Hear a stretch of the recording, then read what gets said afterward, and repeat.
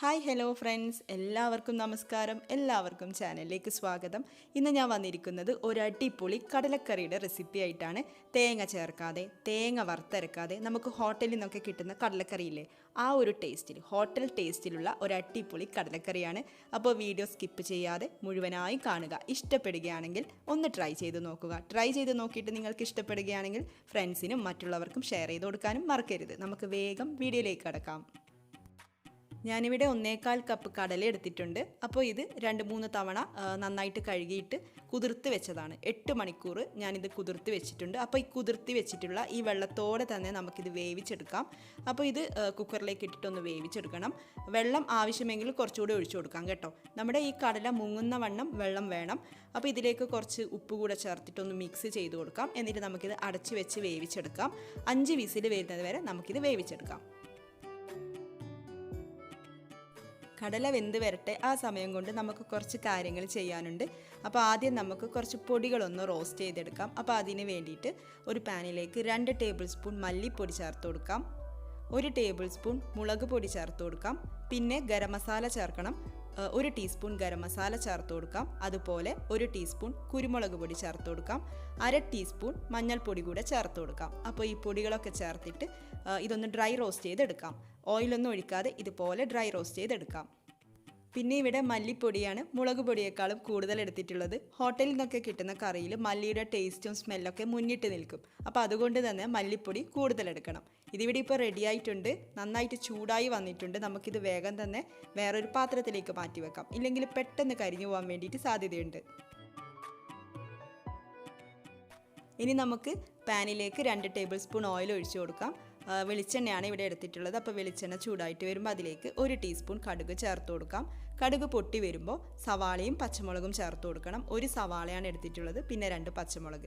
അപ്പോൾ ഇനി നമുക്കിതൊന്ന് വഴറ്റിയെടുക്കണം. പിന്നെ ഒരു കാര്യം പ്രത്യേകം ശ്രദ്ധിക്കണം, നന്നായിട്ട് വഴറ്റിയെടുക്കേണ്ട ആവശ്യമൊന്നുമില്ല. ഈ ഒരു ഓയിലൊന്ന് ജസ്റ്റ് വാട്ടിയെടുത്താൽ മാത്രം മതിയാവും. സവാളയുടെ കളറൊക്കെ മാറാൻ വേണ്ടിയിട്ടൊന്നും നിൽക്കണ്ട കേട്ടോ.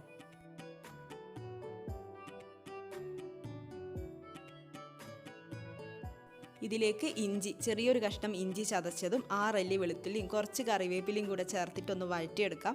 ഇഞ്ചിയും വെളുത്തുള്ളിയൊന്നും ആദ്യം തന്നെ ഓയിലിലേക്ക് ഇട്ട് കൊടുക്കേണ്ട. അങ്ങനെ ആകുമ്പോൾ അത് മൊരിഞ്ഞു പോകും. അപ്പോൾ ടേസ്റ്റ് ഒന്ന് മാറി വരും. അപ്പോൾ അതുകൊണ്ടാണ് ഈ ഒരു സമയത്ത് ചേർത്താൽ മതിയാവും. എന്നിട്ട് ജസ്റ്റ് ഒന്ന് വഴറ്റിയെടുക്കാം.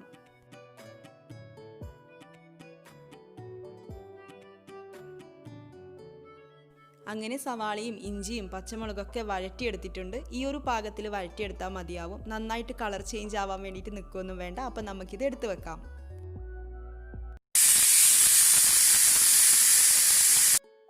കുക്കറിൻ്റെ വിസിലൊക്കെ വന്നിട്ടുണ്ട്. ഇത് നമ്മൾ നേരത്തെ റോസ്റ്റ് ചെയ്ത് വെച്ചിരിക്കുന്ന പൊടികളിലേക്ക് ഞാൻ കുറച്ച് വെള്ളം ഒഴിച്ച് കലക്കിയതാണ്. ഒരു പേസ്റ്റ് തയ്യാറാക്കിയതാണ്. 2-3 ടേബിൾ സ്പൂണൊക്കെ മതിയാവും. വെള്ളം ഒഴിച്ചിട്ട് ഒരു 10 മിനിറ്റ് നമുക്കിത് റെസ്റ്റ് ചെയ്യാൻ വേണ്ടിയിട്ട് വെക്കാം. അപ്പോൾ കുക്കറിൻ്റെ പ്രഷറൊക്കെ മാറിയിട്ടുണ്ട്. ഞാനിത് തുറന്ന് നോക്കുകയാണ്. നമ്മുടെ കടല ഇവിടെ നന്നായിട്ട് വെന്ത് വന്നിട്ടുണ്ട്. നമുക്ക് ഒന്ന് എടുത്ത് നോക്കിയാൽ മനസ്സിലാവും. അപ്പോൾ ഇതുപോലെ നന്നായിട്ട് വെന്ത് വന്നിട്ടുണ്ട്. ഇനി നമുക്കിതിലേക്ക് നേരത്തെ വഴറ്റി വെച്ചിരിക്കുന്ന സവാളയും പച്ചമുളകും കറിവേപ്പിലൊക്കെ ഒന്ന് ചേർത്ത് കൊടുക്കാം. എന്നിട്ടൊന്ന് മിക്സ് ചെയ്യാം. എന്നിട്ട് വീണ്ടും അടച്ചു വെച്ച് വേവിക്കണം. ഒരു വിസിൽ വരട്ടെ, ഒരു വിസിൽ കൂടെ വരട്ടെ.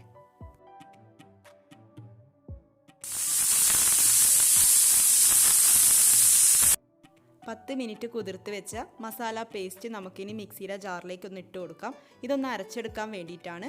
അപ്പോൾ അരച്ചെടുക്കുന്ന സമയത്ത് ഇതിലേക്ക് ഒരു കാര്യം കൂടെ ചേർത്ത് കൊടുക്കാനുണ്ട്. പെരിഞ്ജീരകം കൂടെ ചേർക്കുന്നുണ്ട്. 1 ടീസ്പൂൺ പെരിഞ്ജീരകം ചേർത്ത് കൊടുക്കാം. അപ്പോൾ നമ്മൾ ഈ പൊടികളുടെ കൂടെ പെരിഞ്ജീരകം കൂടെ റോസ്റ്റ് ചെയ്യുമ്പം ടേസ്റ്റ് ഒന്ന് മാറിപ്പോവും. അപ്പോൾ അതുകൊണ്ടാണ് ഇപ്പോൾ ഈ ഒരു സമയത്ത് ചേർത്ത് കൊടുക്കുന്നത്. അപ്പോൾ ഇത് നമുക്കൊന്ന് നന്നായിട്ട് അരച്ചെടുത്തിട്ട് വരാം. ഇനി നമുക്ക് കുക്കർ ഒന്ന് തുറന്ന് നോക്കാം. അപ്പോൾ നമ്മുടെ സവാള ദേ ഇവിടെ റെഡി ആയിട്ടുണ്ട്. നന്നായിട്ട് വെന്ത് വന്നിട്ടുണ്ട്. നമ്മൾ ആദ്യമേ കുക്കറിലേക്ക് സവാള ചേർത്ത് കൊടുക്കുകയാണെങ്കിൽ 5 വിസിലൊക്കെ കൊണ്ട് വല്ലാണ്ട് അങ്ങ് കുഴഞ്ഞു പോകും. സവാളയുടെ കാര്യത്തിൽ ഒരു തീരുമാനമാകും. അപ്പോൾ അതുകൊണ്ടാണ് രണ്ടാമത് ചേർത്തിട്ട് വേവിച്ചെടുക്കുന്നത്. അപ്പോൾ കടല നമുക്ക് കുറച്ചെടുത്തിട്ട് വേറൊരു പാത്രത്തിലേക്ക് മാറ്റി വെക്കണം. ഈ ഒരു സവാളയോട് കൂടെ തന്നെ നമുക്ക് എടുത്തിട്ട് വേറൊരു പാത്രത്തിലേക്ക് കുറച്ച് മാറ്റി വെക്കാം. കുക്കറിൽ ബാക്കി വന്ന കടല നമുക്ക് വേറൊരു പാത്രത്തിലേക്ക് ഒഴിച്ചു കൊടുക്കാം. പിന്നെ ഇത്രയും കടലയാണ് ഞാൻ എടുത്തു വെച്ചിട്ടുള്ളത്. ഇപ്പോൾ ഇതിൻ്റെ ആവശ്യമില്ല, നമുക്ക് മാറ്റി വെക്കാം. കുറച്ച് കഴിഞ്ഞാൽ ഇതിൻ്റെ ആവശ്യം വരും. അപ്പോൾ ഇവിടെ കടല ചൂടായിട്ട് വരുമ്പോൾ ഇതിലേക്ക് മസാല പേസ്റ്റ് നമ്മൾ തയ്യാറാക്കി വെച്ചിരിക്കുന്ന മസാല പേസ്റ്റ് ചേർത്ത് കൊടുക്കാം. നന്നായിട്ടൊന്ന് ഇളക്കി യോജിപ്പിച്ച് കൊടുക്കാം. പിന്നെ ഈ സമയം നമുക്ക് വെള്ളം ഒഴിച്ചു കൊടുക്കാം. നമുക്ക് എത്രയാണോ ഗ്രേവി ആവശ്യം അതിനനുസരിച്ചിട്ട് വെള്ളം ഒഴിച്ചു കൊടുക്കാം. വെള്ളം ഒഴിക്കുമ്പോൾ ചൂടുവെള്ളം തന്നെ ഒഴിക്കാൻ വേണ്ടിയിട്ട് ശ്രദ്ധിക്കണം. അപ്പോൾ 1-1.5 കപ്പോ വെള്ളം നമുക്കിതിലേക്ക് ഒഴിച്ചു കൊടുക്കാം.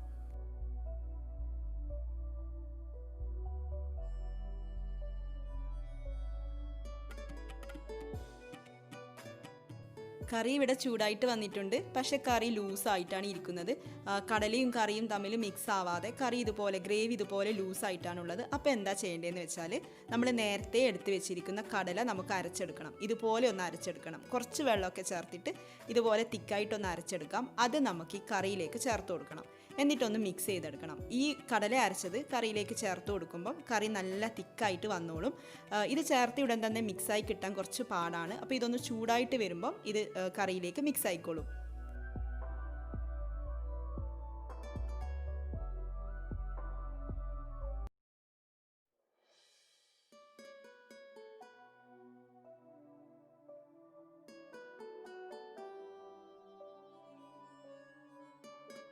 കറി ഇവിടെ നല്ല തിക്കായിട്ട് വന്നിട്ടുണ്ട്. അപ്പോൾ ഗ്രേവിക്ക് അനുസരിച്ചിട്ട് വെള്ളം കൂടുതൽ വേണമെങ്കിൽ ഇനിയും ചേർത്ത് കൊടുക്കാം. ചൂടുവെള്ളം ചേർക്കണം.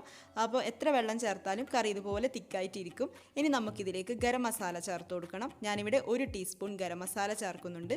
പിന്നെ കറിവേപ്പില നമ്മൾ നേരത്തെ ചേർത്തിട്ടുണ്ട്. ഈ ഒരു സമയത്ത് കറി തിളക്കുന്ന സമയത്ത് കറിവേപ്പില ചേർത്താൽ അതിൻ്റെ ഫ്ലേവർ ഈ കറിയിൽ നന്നായിട്ട് പിടിച്ചു വരും. അപ്പോൾ ഒന്ന് നന്നായിട്ടൊന്ന് മിക്സ് ചെയ്ത് കൊടുക്കാം.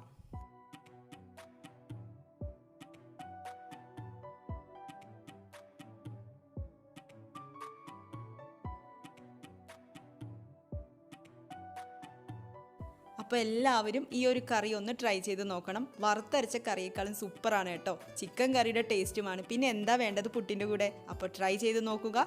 പിന്നെ ചാനൽ ആദ്യമായിട്ട് കാണുന്നവരോട് വീഡിയോസൊക്കെ കണ്ടിട്ട് ഇഷ്ടപ്പെടുകയാണെങ്കിൽ ചാനൽ സബ്സ്ക്രൈബ് ചെയ്യാനും മറക്കരുത്. അപ്പോൾ ഇതുപോലുള്ള റെസിപ്പീസുമായിട്ട് നമുക്ക് വീണ്ടും കാണാം. താങ്ക്